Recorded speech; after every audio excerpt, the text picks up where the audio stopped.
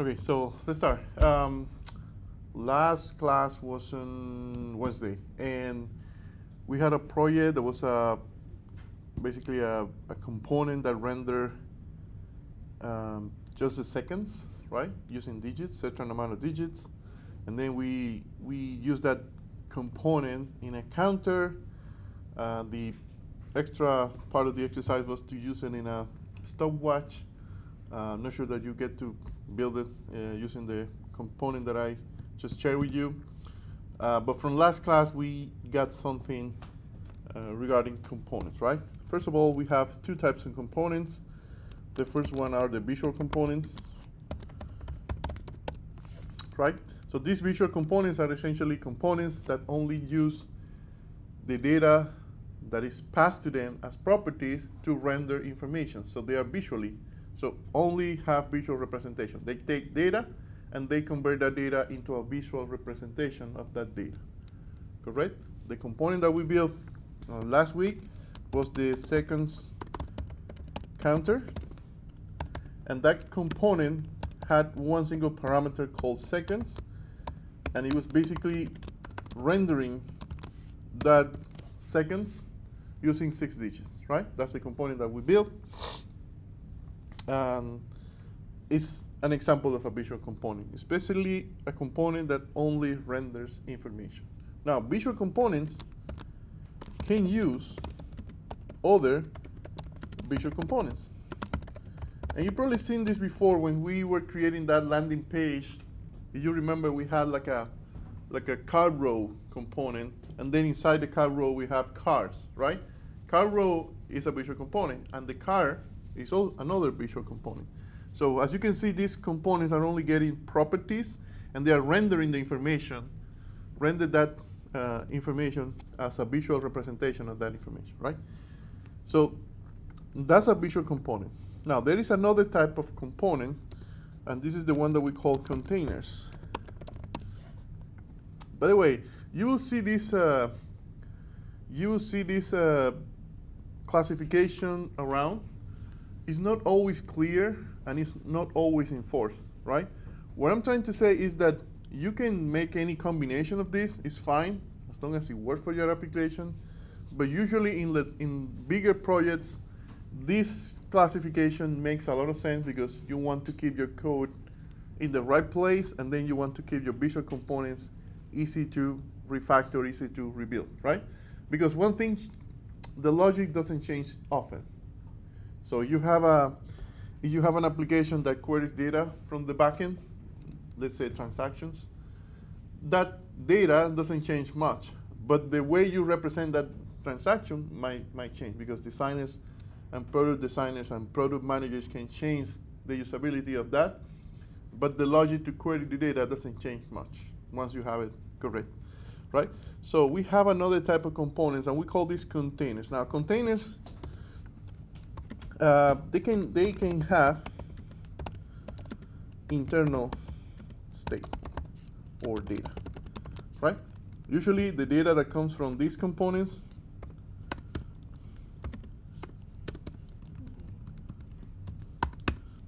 my laptop has the cursor. So data comes from properties, right? Now, in this case, they can have internal state.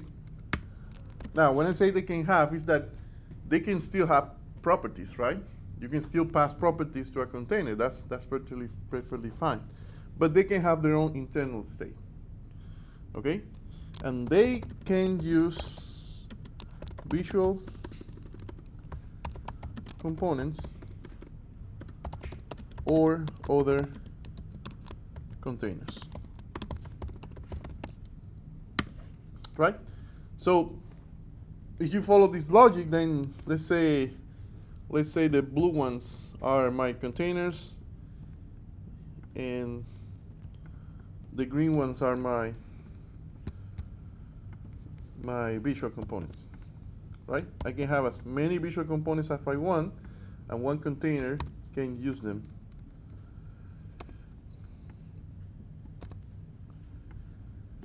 And the same, one container can use another container and that other container may have visual components as well. Right? When you follow this logic, your application usually gets easier to maintain, right, and to develop as well, because you know that all your logic is very high in the hierarchy, right, and everything below is just all the containers or visual components. Now, if you have a visual component, and inside a visual component, you have something that has a lot of state, what I'm trying to say is that this is not uncommon, right? This is not uncommon. But now, this will make these solid components kind of hard to remove, right? Because now they have this dependency here that is a container, right? So it's kind of hard to maintain an app. What I'm saying is that it's not impossible and it's not incorrect. But if you follow these simple rules, you will probably get to build bigger apps without getting crazy while building it, right? Because it's easier when you separate that containers and visuals, and then you keep that relationship between them. Okay, so try to avoid this. Now, how do we have internal state? So for now, we only have the components. So we have function, and let's say a component called, let's call it subscribe, right? Now, I'm building a component called subscribe. Let's say I'm building, these subscription buttons that most websites have somewhere in the page that has like an input, and then it has like a button below that says subscribe, and then the user puts their email. When you click, they send information to the backend, something like that, right? Now, I'm trying to build this component, but as you can see, this component will have some internal state. How do we keep this internal state? So far, the only state that we got is the state that we pass as props, right? Visual components use these properties as a way to get data to render different visualizations. Now, in containers, you can also do that, but you have another way to have internal state, and that's by using something called a state hook. Okay, so state hooks. By the way, first of all, what are hooks? And then we can learn what are the main hooks that we can use. So hooks in React, or React hooks, are a special type of functions that will give us some behavior, or will enrich our applications or components with some extra behavior, right? The main hooks that we're going to use are the use state, use effect. If I remember correctly, what's the other one that we always use? Well, these are the main ones, but we also have use callback, use memo, and use ref. Now, one thing about React hooks. Wow. One thing is, they are functions, right? They are essentially functions. All React hooks are functions. Now, these functions follow this convention. The first letters is use, right? So you notice that then all of them start with use state, use effect, use callback, use memo, use ref. Okay? So all of them start with use something. Functions. The second one are, you can only use React hooks inside React components. Only inside React components. Is that the computer? Yeah. So you can only use React hooks inside React components, and only functional components. Remember I talked to you about components that use the class syntax. So there are components that we use class, I don't know, class button, something like this, right? They don't work with class components. They only work with function components. Let's call it functional React components. So they are functions. They are only used in the functional React components.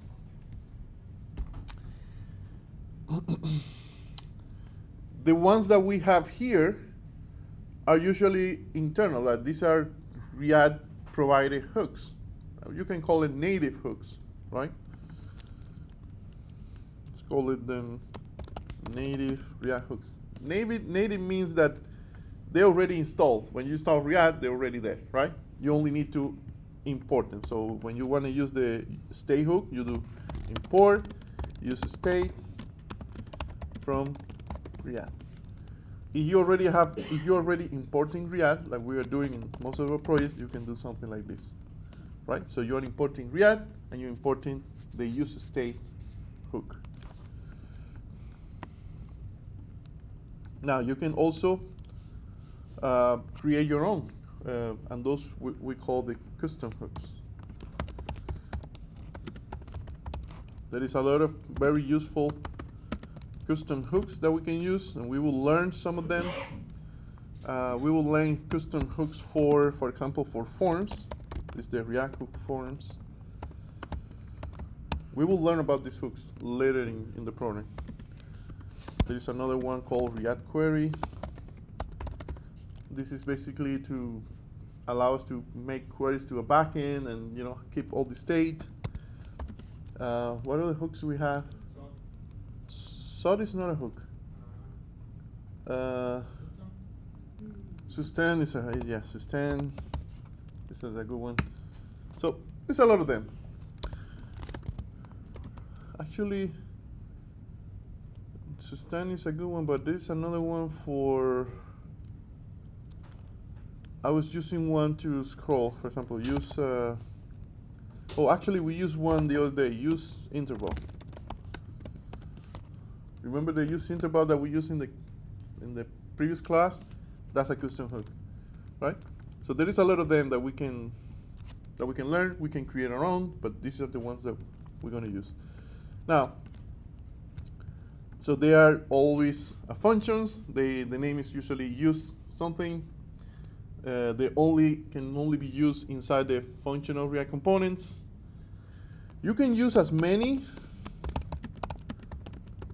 right? You can use as many of them, but the only rule that they have is that you cannot put them after a conditional. So if you have a function,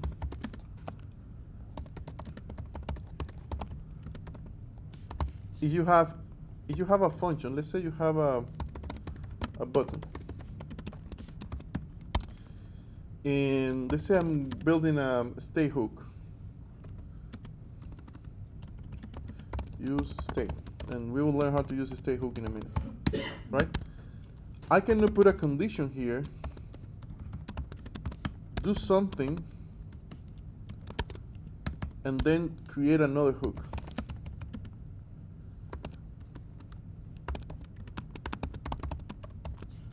Right? So they should always be on the top of the file, and they should not have any conditional instructions before them, right? And that's kind of weird, but that's how they work. I'm not sure why, honestly. Again, at the end, you put all your hooks on the top, and then you put your returns, right? If you have conditionals, you have to put them after the hooks. Can you use them inside the conditional? No. Only the problem is that hooks should always be the same. So if a component have 10 hooks, the next time that component is executing, it has to have 10 hooks, right? So that's the issue with hooks and conditionals. You cannot put them, they cannot be conditional. They always have the same amount of hooks, okay? Now let's learn about the state hook. So we call it state hook, but actually the function name is use state, right? Now, how they work? The state hook works like this. First is a function, so it will return something, right? Something equals use state, and it has a parameter because it's a function, right? We are calling a function. Okay, so far so good? Any questions about that? This is how we call any function. Now, in the case of the state hook, what we are creating is a variable in memory for that component, right? So we're keeping data in memory. Now, that's something that that hook returns is actually an array of 2 elements. And that's why we put square brackets, because we want to get the elements separated. The first element is the variable. So the variable where we have the data. And the second element of that array is a function, and we call that set variable, to modify the data. Now let me explain this variable set variable. So if I want a hook to store a name, I do name set name equals use state. If I want a hook to store a list, right? I do list set list.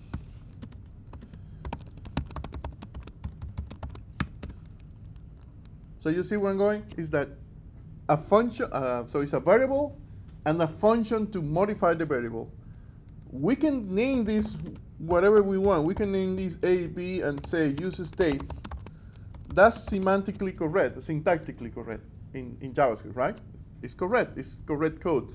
It said that the A, B names won't give you much information, right? It's kind of hard to understand what's A and what is B.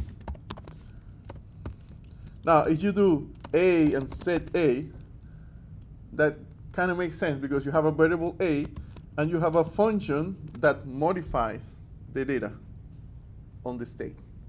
Okay? Now, this parameter on the function, can you guess what it is?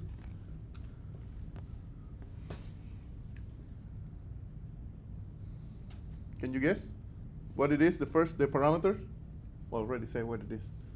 It's the first value. It's the first value of the. So here I can say, okay, this is 89. Name, okay, the name is empty string. Set list. Well, maybe my list is an array of stuff. I can just put an empty array, or I can put an array of, I don't know, animals. Monkey and monkey and cat and dog. So the initial value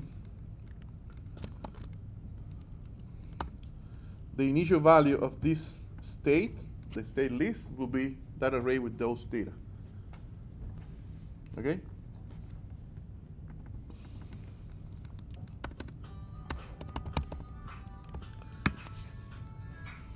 No, it's fine. It's good. Cool. So again, you put the hook on the top of your component. You can put as many hooks as you want. In the case of our subscription, right? We want to create a subscription. We will need a state for the email that the user will enter, correct? So we can say here email, comma. What's the name of the function? Set email. Use state, empty string. So empty string is to show the form, the input, without any data, right? Of course, this is not connected at all to the input. We still haven't connected that to the input. We will do it now. Okay? Cool, but this is the way we store data on internally on a component. Now, what's the reason behind that? It's because every time you call that set email function and you modify the value, the component gets re-rendered again. So let's make a little example. Let's make a demo of this, right? So let's do this. Let's do a counter component. This is pretty simple, by the way. And we can do this. Count, set count. Use state 0.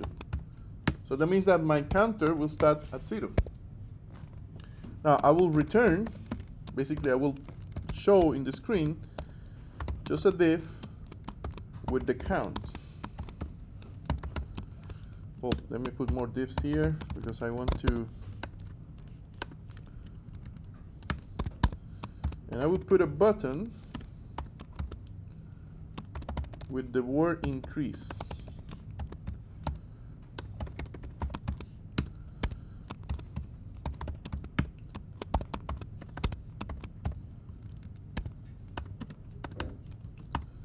Okay, so this is my component. Let me see if I can put this in a,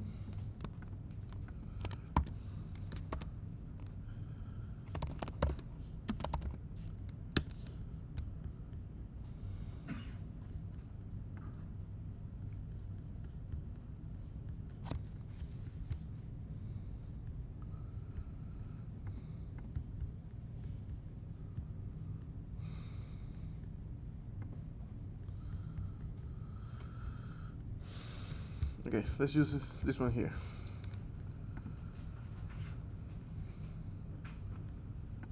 Okay, I will put my counter here and I will just counter.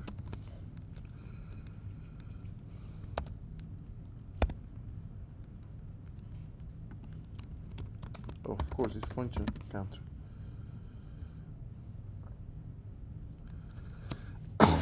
Sorry. Or use state from here. Okay. Let's see if I can open this in a different.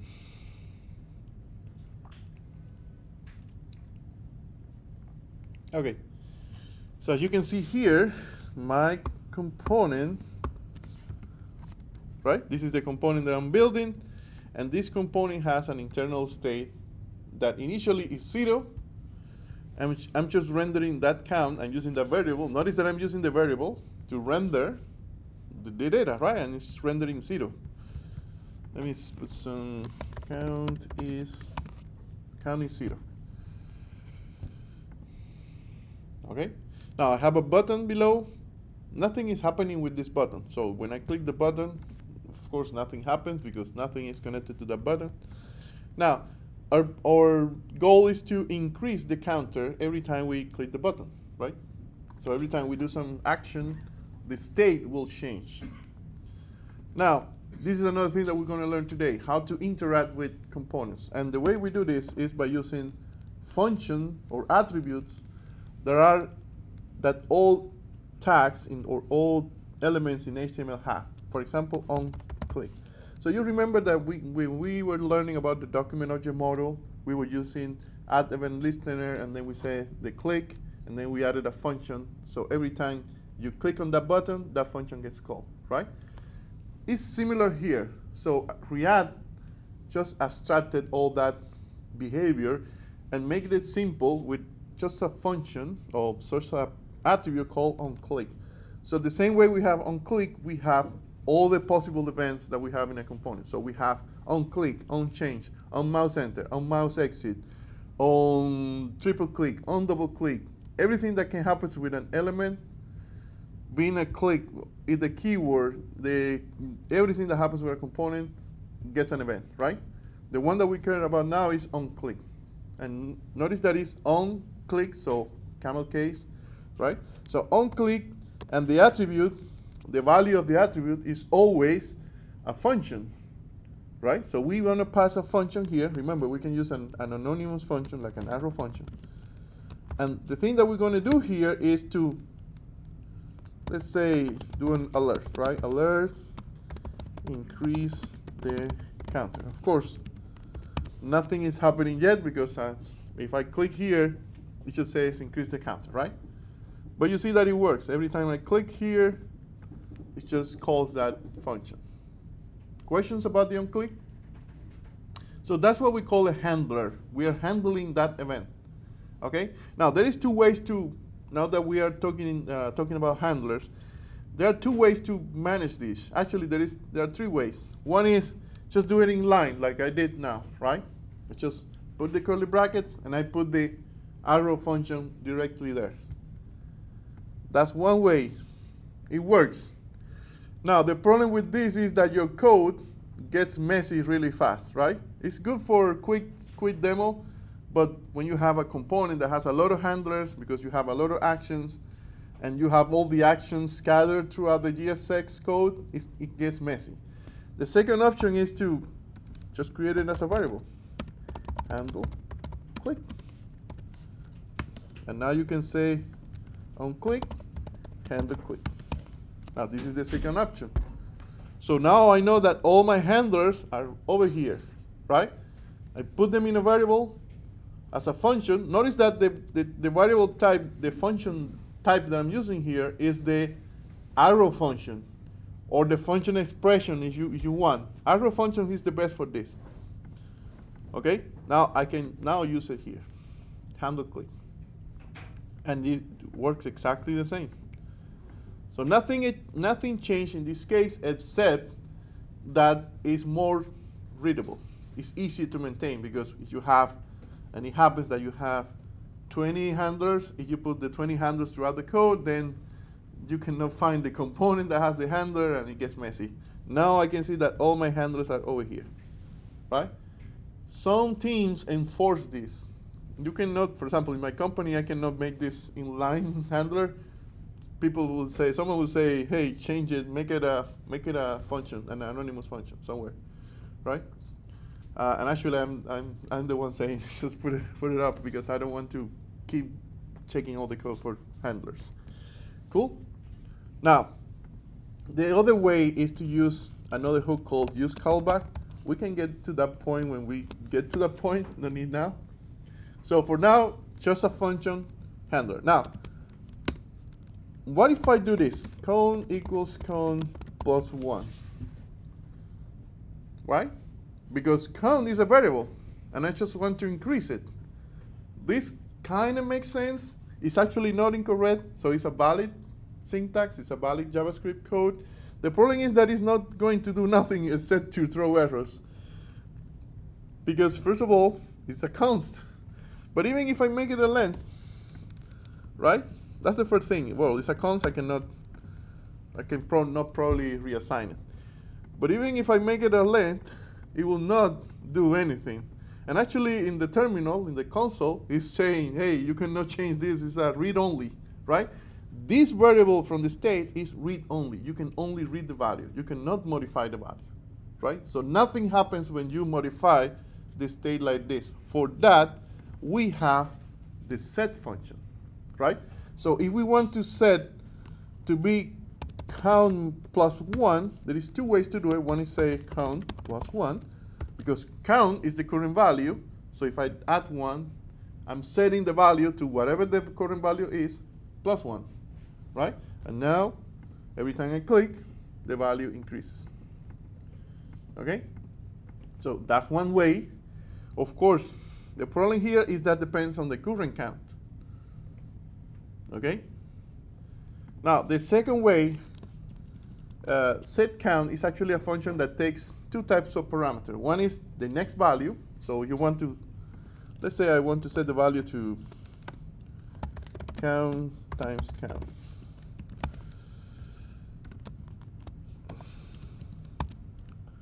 Otherwise, I would not be moving. Like if I said 0, it will be always 0. If I say 1, it will be always 1.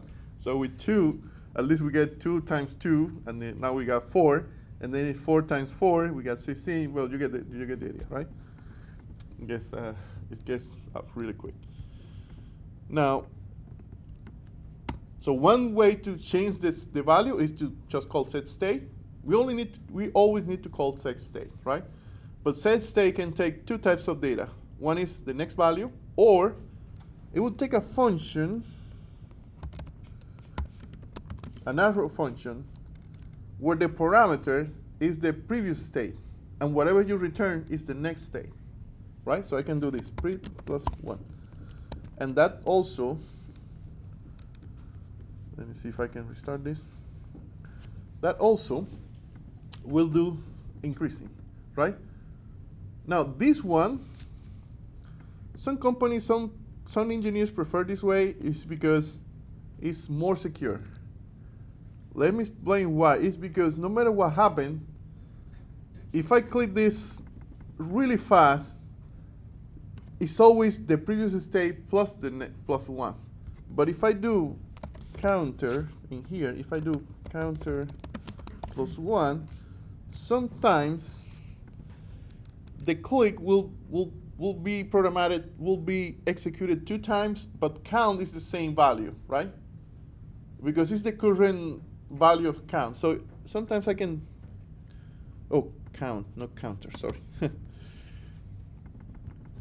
Actually, it has to be really fast, right? But, yeah, go ahead. Yeah, the problem is when you put count plus plus, then it fails sometimes.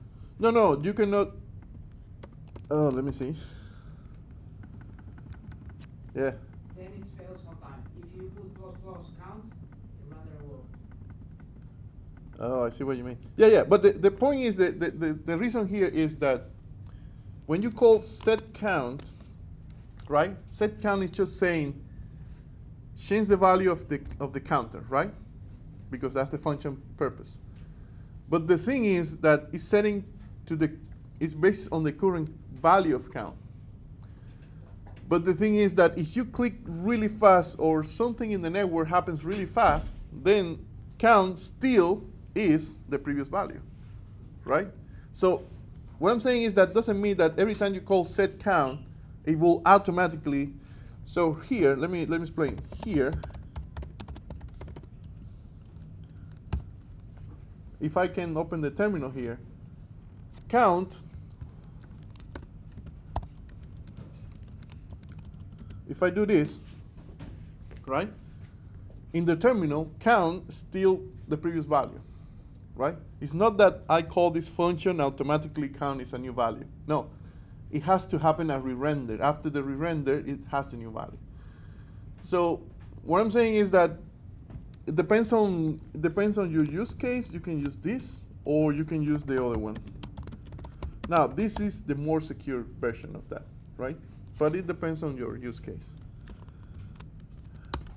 Cool. Well, questions about use state? Yes? If in place of len it was a constant, it will still work? No. Actually, always use const. Just for. It will work. Yeah. It will still work. That's fine. Because remember, count is a read only. Okay, use it with the const in place of the function. Yes.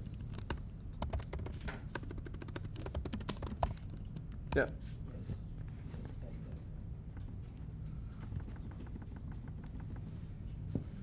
But all those manage to modify the value of count. What do you say? Sorry. All these manage to modify the value of count. Multiply. Modify the value of count.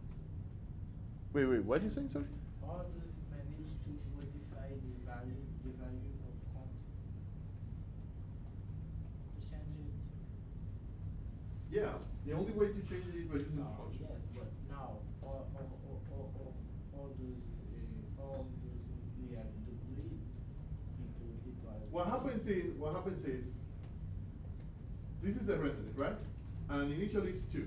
So this will say count is 2. So if I refresh the page here, Yes. if I refresh the page, count, it will say count is 2, right? Yes. And every time I click this button, this function gets executed.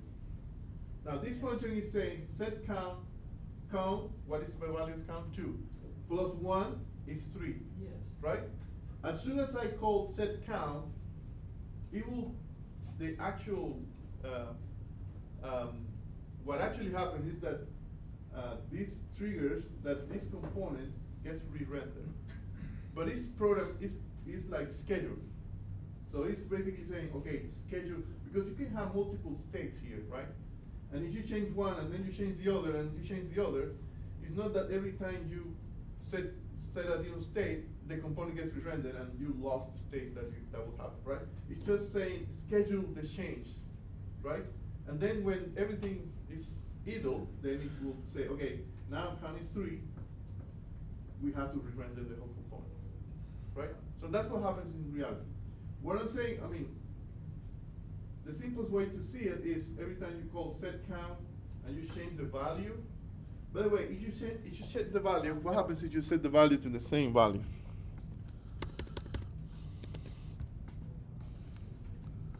Right?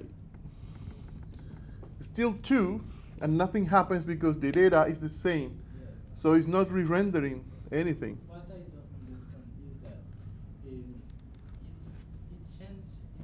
changes the value of count, but when we are trying to change it manually, it says we cannot change it because it is a constant. No. It's not for that. It's not because of that. Actually, let me open the console here. So let's do it like this. Count equals cons count. Let's try to do it like this, right? Now, if I do it like this, of course, it will fail because it will say I'm trying to reassign a const, right? That doesn't work even in the simplest of JavaScript. Now, if I put let, even with let me clean the errors here.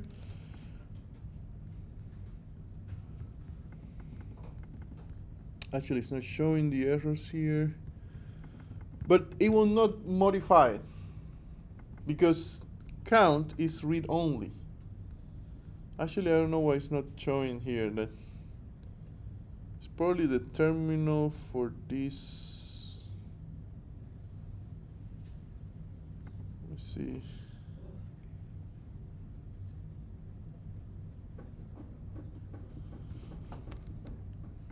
Wait, yeah, it's not. Usually, it should show something like you cannot modify the read-only value, right? I'm not sure why it's not showing that. But yeah, nothing will happen. That's what I'm trying to say. Is you cannot. It's read-only. Yes, I understand, but when we use the function, it modify the value of count. Yes, now the value change. Even if we try as a constant. Yeah, it doesn't matter. It doesn't matter. But why? Oh, you are asking why? Yes. Okay, so use state is actually setting a space in memory for that data, right? It's storing 2 in that space in memory. And every time the component gets re-rendered, it's checking that state in memory because initially it's 2, right? But every time I click here, it's increasing by 1, right? And the component gets re-rendered again. But the state is always, it's like having a component that renders data, but the data, like usually when you have a function, let me explain it. So like. No, let me explain. So when you have a function and you do this, let's say you have sum, right? And you have a variable called count, and you say 4, right? And then you return count is, right? If you have a function like this, look, you have a function like this, every time you call the function, sum, this variable here, gets initialized, right? And the value is 4. So when you do return count is, it will say count is 4. That's a regular function. But this, in React land, this is a state, it's a different thing, right? So you can do count, set count, and then initial, the first time, is 4. But again, every time that component gets re-rendered, it's not 4 anymore. It's just whatever that data has in memory, right? Cool. Hopefully, yeah. Good. So that's what a state is. That's what a state hook is, and we can create as many as we need. Now, for our component, let me see if I can find my component again. My subscription component. This is my subscription component, right? I can have an email, set email, Okay? Now, how can I make this input work? Now, in this case, we need to use something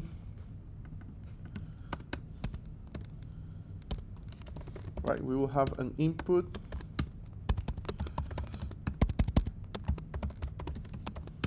and we will have a button to subscribe.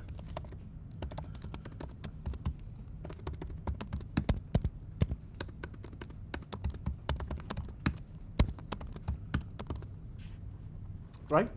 Now, the inputs in React, they work like, if you put it like this input will be uncontrolled. So there's two types of inputs in React. The uncontrolled inputs, uncontrolled, and the controlled. Okay?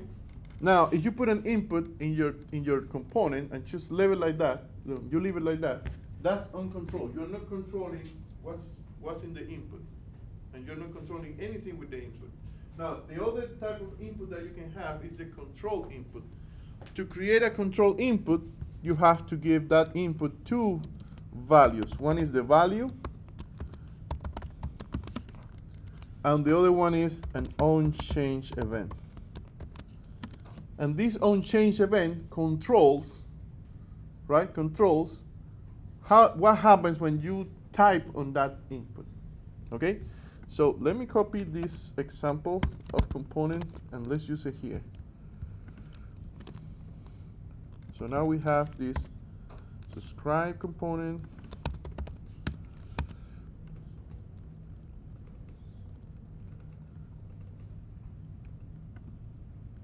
Oh, this is wrong, of course. Okay.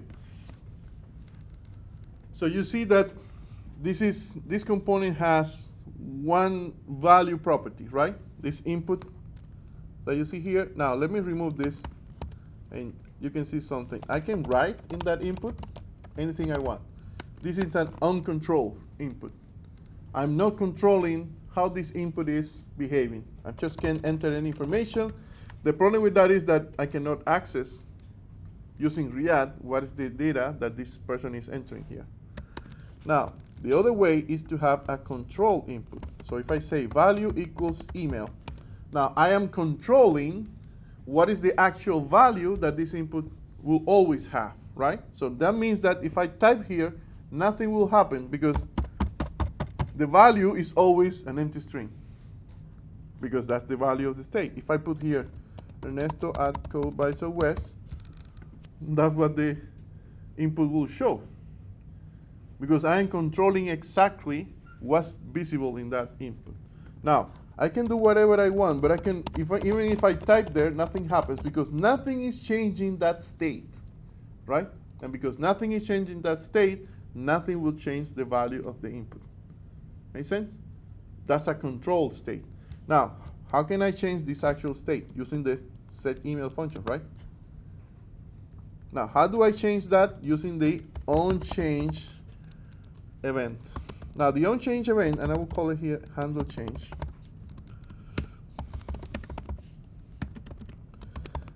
is a handler that takes an event, and that event is the actual key event.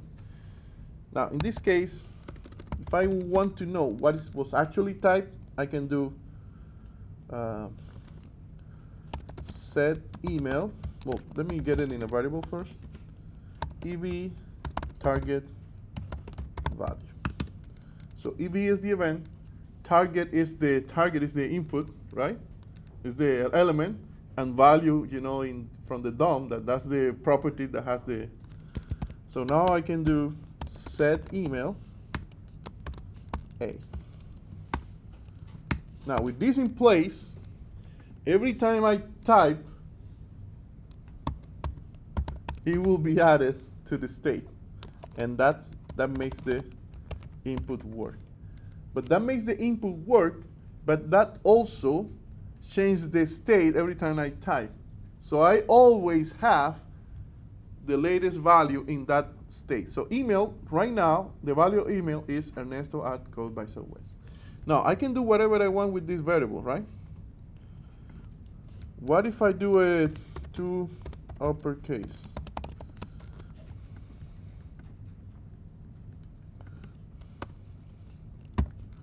It doesn't matter what I type, it will always show it on uppercase because I'm changing the state. What if I add an underscore on the front?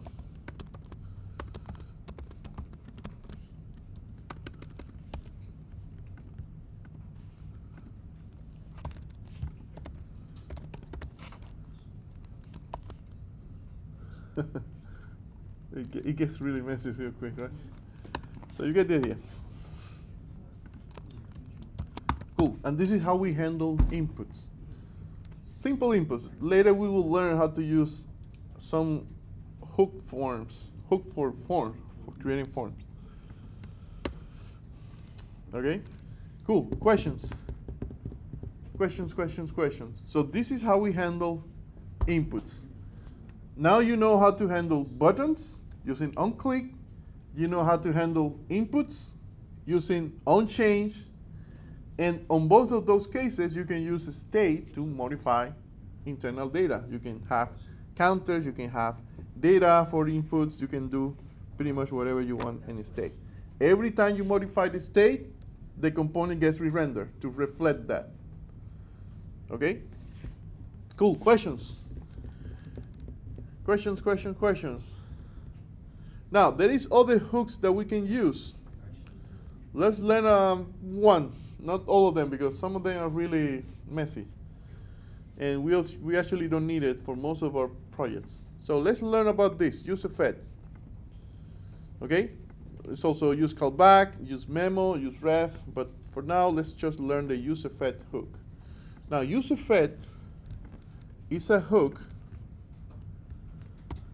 that doesn't return anything. You can use it like this, use effect, and it has two parameters.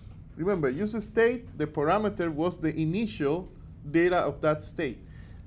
In use effect, the initial parameter is, the first parameter, sorry, is a function. And the second parameter is an array. And we will learn what this function and this array are. So the function will be executed every time this array changes. When I say the array changes, is let's say I'm using email here, right? Remember from the state? That means that every time email changes, this function gets executed.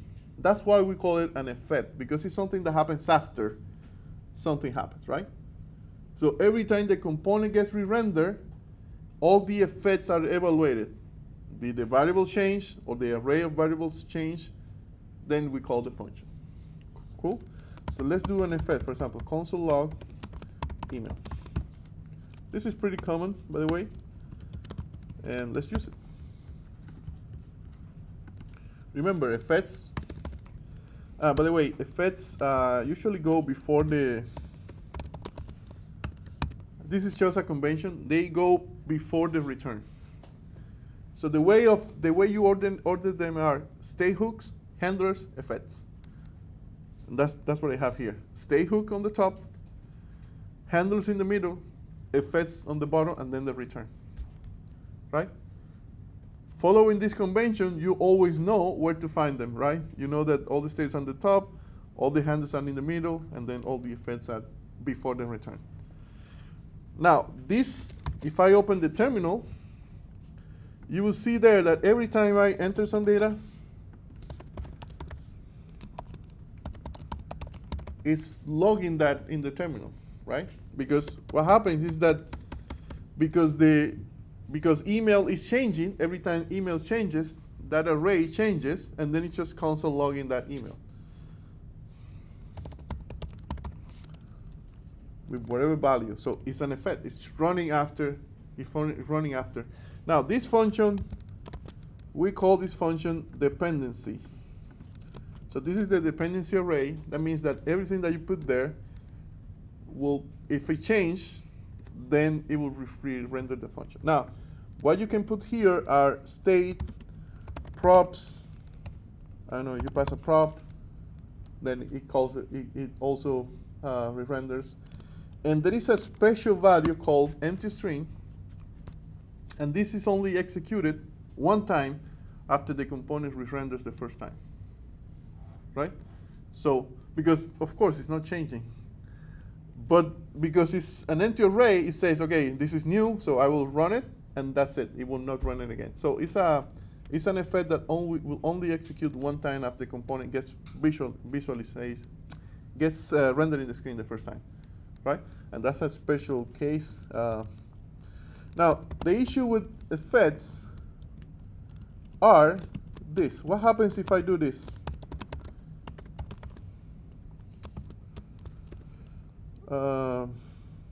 Actually, like this. What happens if I do this? What do you think will happen? Sorry? Yeah, the input, because the input is controlling, the email is controlling the input, will be empty. But your app will crash. Why? Because you're sending to an empty array, to an empty string, but that empty string is not the same as the next empty string. So email changed, right? That means that this effect gets executed. And now I'm changing the email again.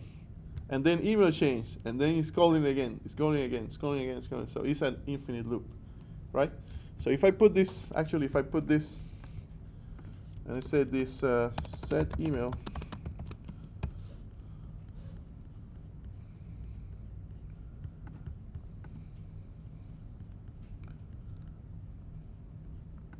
and well, nothing is happening because it's removing it. And I think this is faster. I mean, it's pretty fast, so it's not having side effects. But depending on what you're putting here and depending how much things are rendering, it will basically be undefined. Actually,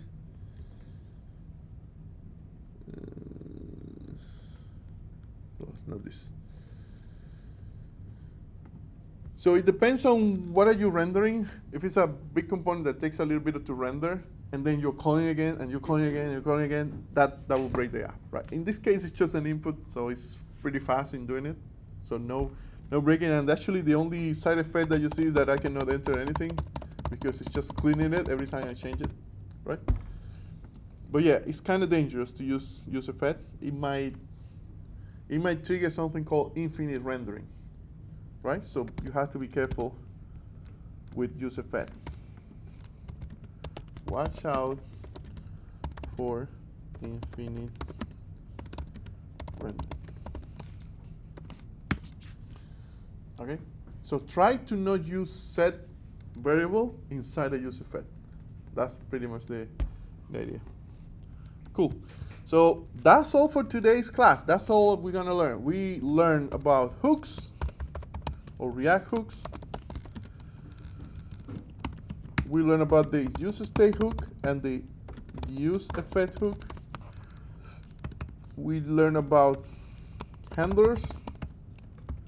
We get to use the onClick handler and the onChange handler. Okay? So now, the project that we're going to have for today's class is kind of nice because we are going to build a traffic light. So it's something like this, just 3 lights, typical traffic light. Actually, let me copy this.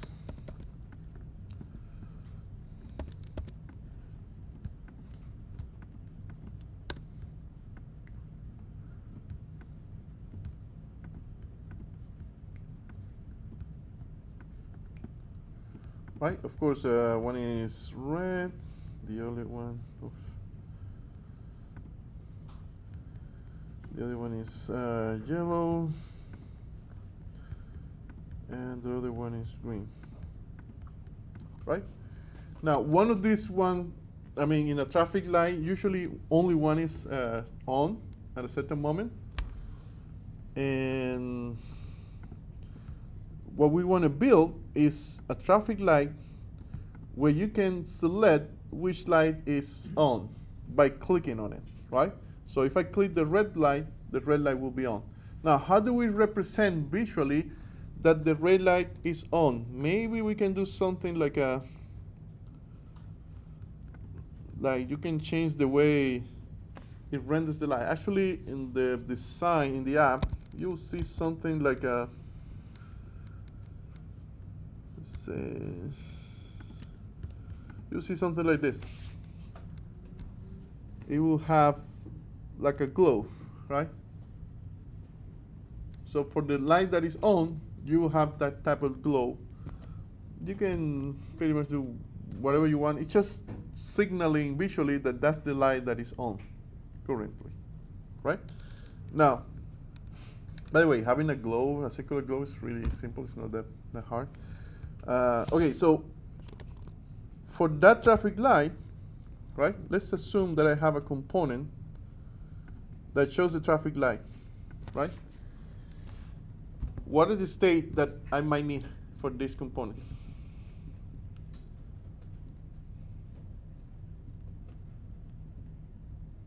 What state I need to represent a traffic light where only one traffic light is on?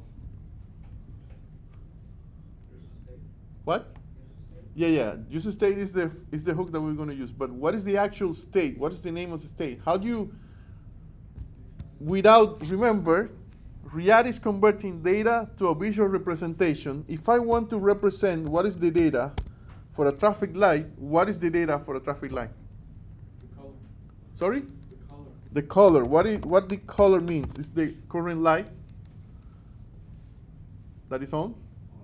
Yeah, so let's say I said red. That's it. That's all I need. The color, right?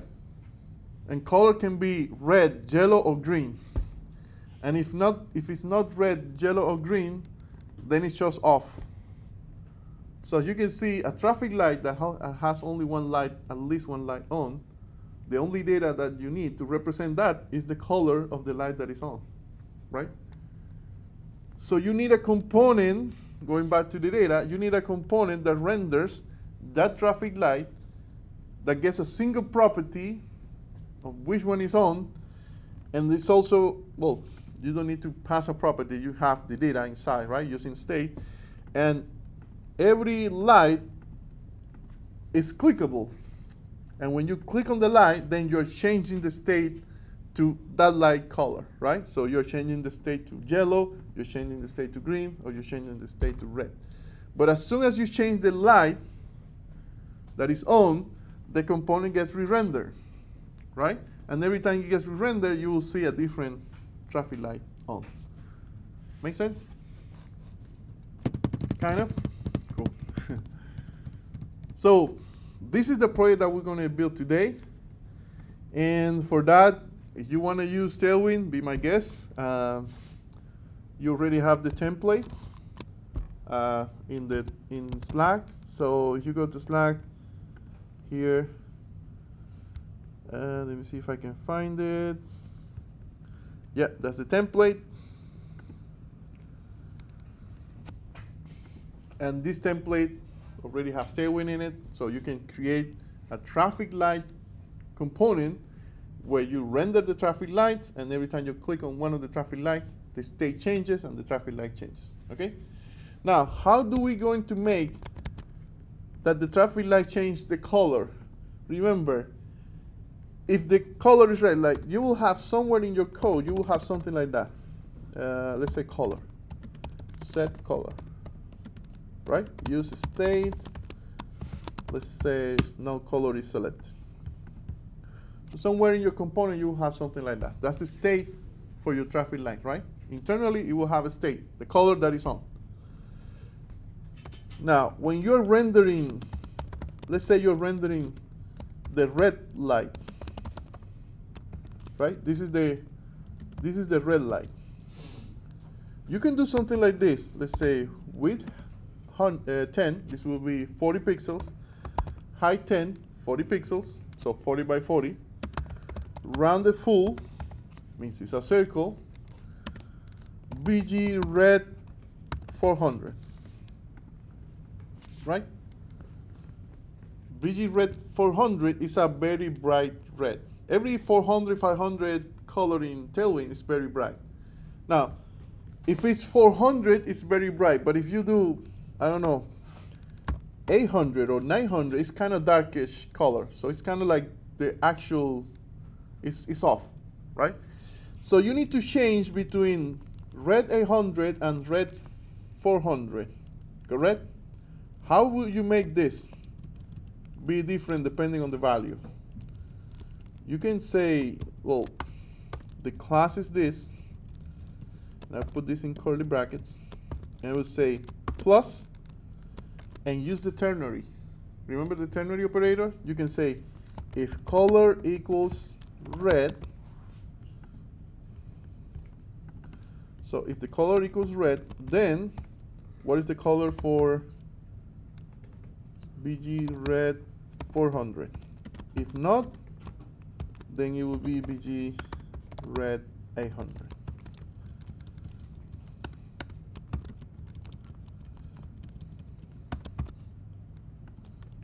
By the way, it's the same, single quotes, double quotes. I'm just putting double quotes so it's easier for you to read it, right?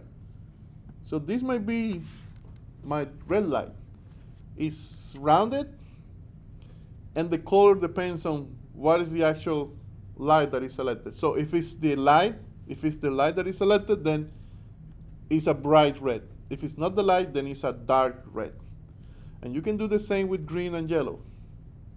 Now you need to make them clickable. So that's the onClick. And the onClick calls a handler that changes the color state to red, depending on, or yellow or green, depending on the button. So you can create 3 handlers: select red, select green, select, I mean, you can name it whatever you want. Actually, the convention that we use for handlers is to use const handler. So you can call it handle click red, right? And that means that when you click this, when you call this function, it will set the color to red. Got it? Kind of? No? Cool. Now, I will give you an extra, I mean, you can take that part.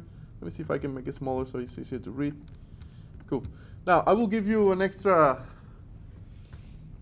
try to find in npmgs.com, trying to find a React component for audio. Let's make it interesting, right? There was some students, I think 2 cohorts back, he founded this library, and it's a React component that basically plays audio. So you can say play audio or play sound or something like this. And the sound was like a horn.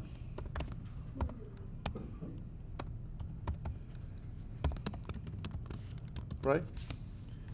But he was doing this. He was playing the horn only if the color was green. You get the idea, right? He was doing something like this. And it was nice because then everything, the traffic light was, I don't know, yellow, red, but as soon as you click red, as soon as you click green, it will play the sound, right? And the sound is a horn because it's really typical. They say, oh, it's really typical Miami. Cool?